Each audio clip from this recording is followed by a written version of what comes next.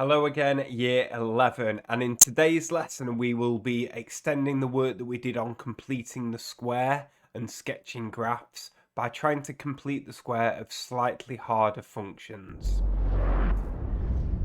Before we start, a little activity to wake up your brain. Can you find the pair that do not match?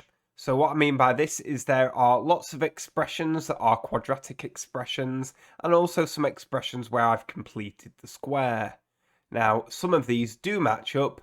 There is one quadratic that doesn't match to a completed square.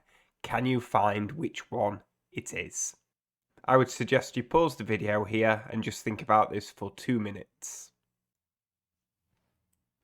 So quickly looking at the answer to this then, I can see that this one here, x squared plus 10x plus 8, would have to be an x plus 5 squared.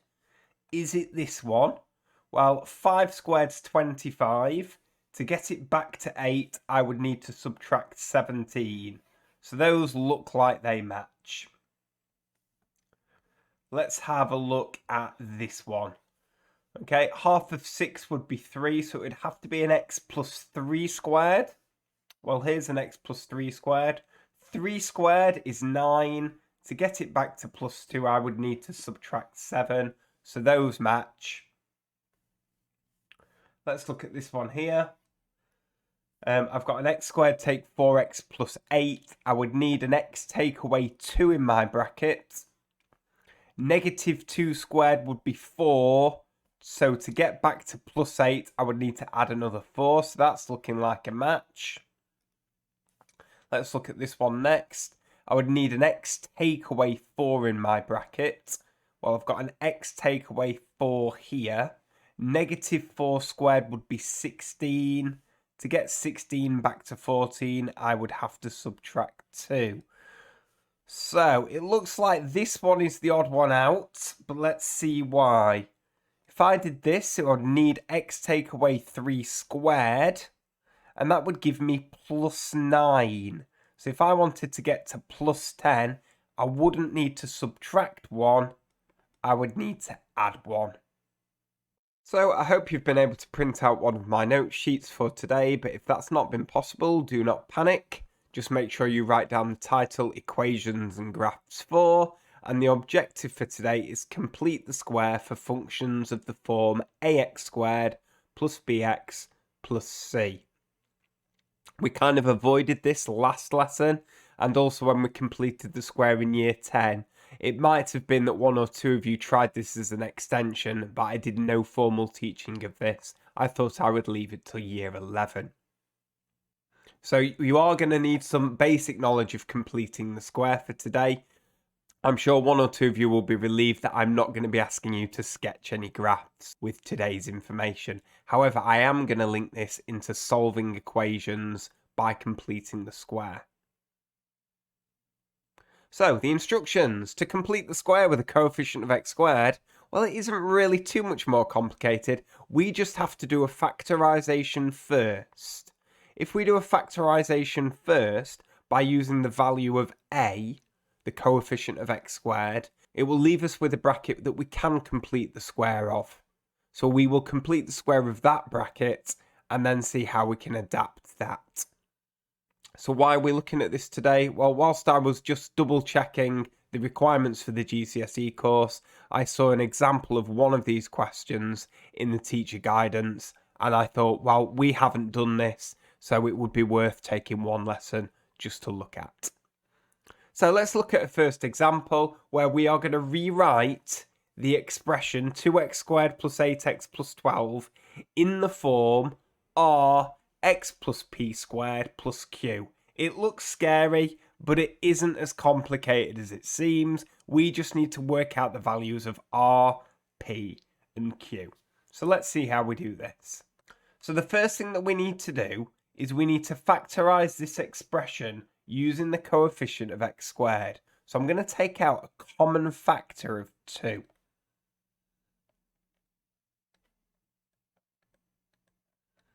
So I'm thinking, what are all these things if I've taken out this factor of 2? So it's x squared plus 4x plus x. Those two things are equivalent. I've taken out the common factor of 2. Now, this is something that we know how to complete the square of, and that is what we now need to do. Now, I'm going to use some nice big square brackets. Leave the 2 where it is, and whatever this expression, when I've completed the square, I will write in here. If I need to do some extra working out, I'll do it over here. Okay, so now I'm just looking at x squared plus 4x plus 6, and we know that the coefficient of the x, we need to halve and put that in my bracket. So we've got x plus 2 squared. Now, we need to consider how we're going to make this plus 6. And some of you perhaps might not need to do this now because you're getting really, really good. But I'm just going to write it over here. The x plus 2 all squared is x squared plus 4x, but it is only plus 4 on the end. I need to get to 6, so I need to add an extra 2. So I've now completed the square on the expression in this bracket. Does this look like this? Not quite. What I just need to now do is multiply everything out by this 2. So I just write this as 2 times x plus 2 squared. That times that. And then I need to do the 2 times this number here. And 2 times 2 would be 4. Now that is now in the form r x plus p squared plus q. Because my r is 2, my p is 2, and my q is 4. Now, although I didn't say we're going to do some sketching today, I'm just going to quickly point out that the values of p and q still relate to the coordinate of the turning point. So the coordinate of this turning point is negative p, q. And I'll just quickly explain why, just linking into some transformations of graphs. If we consider the graph of y equals x squared, what sort of transformation does this look like? Well, the plus 2 moves the graph of x squared to that way. This times by 2 here, you might recall, ends up doing a stretch. And it is a stretch in this direction. And any point on the x-axis, which is currently the turning point, would remain on the x-axis. So that times 2 stretches it out.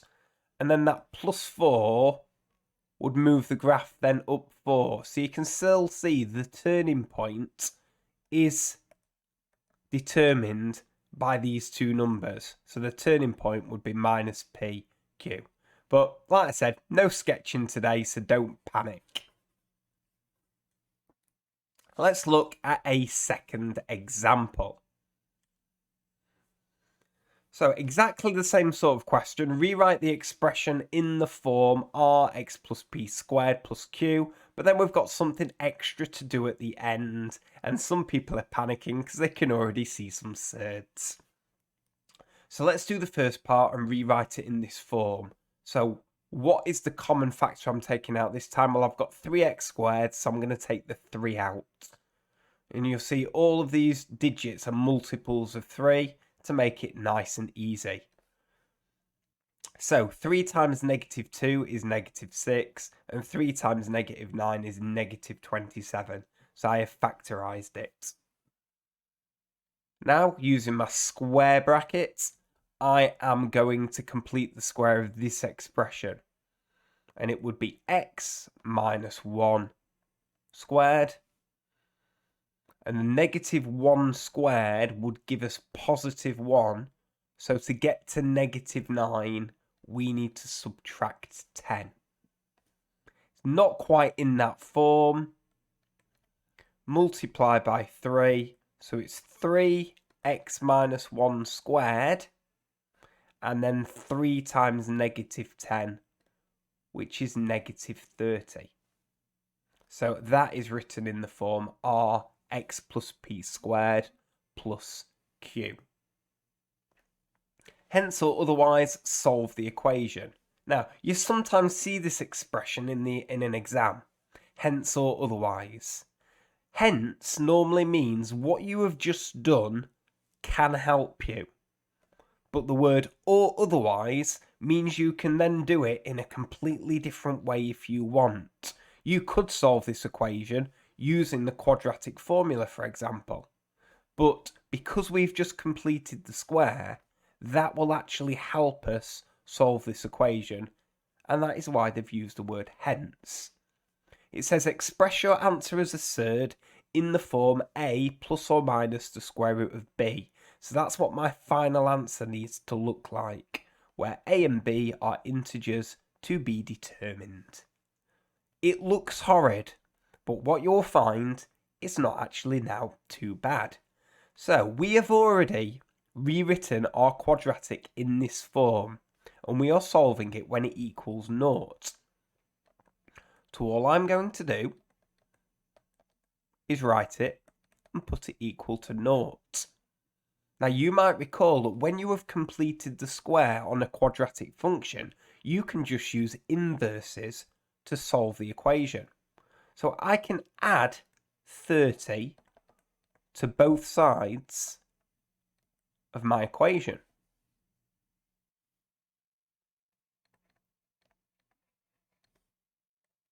And it would look like that. The next thing that I'm going to do is get rid of this times by 3 by dividing by 3.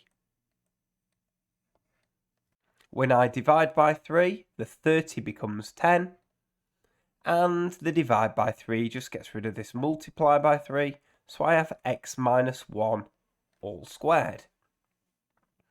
I'm now going to do the square root of both sides. And remember, when I do the square root of both sides, that will cancel the squared, but there are two solutions to the square root, the positive and the negative. So that was the square root of both sides. How am I going to get x by itself? I'm just going to add 1. So adding 1 to both sides, x equals 1 plus or minus the square root of 10. And that is in the form a plus or minus the square root of b.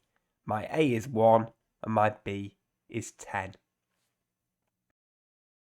So one or two of you might be rightly thinking, well, sir, what happens if the coefficient of x squared doesn't nicely go into the other numbers? Can you still do it? And the answer to that, of course, is yes, but it's just a little bit nastier.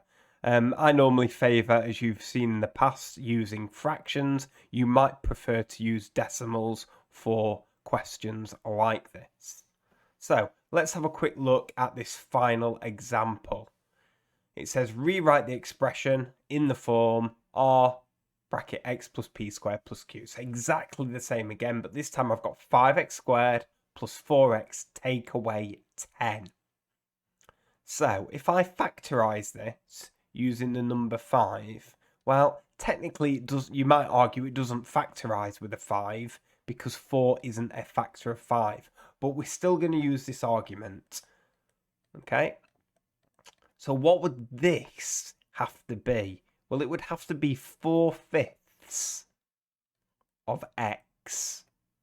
And like I say, if you're happier writing that as 0.8, then write it as 0.8. This number still goes nicely. It would be minus 2.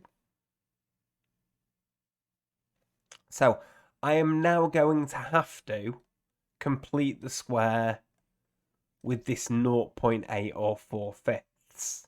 Now remember, I need half of this. So it is going to be 2/5 or 0.4. How am I going to correct for this?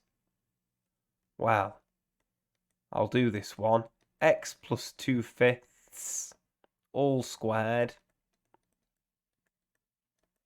would be x squared Yes, I would get my 4/5 of x when I do my outers and my inners combined.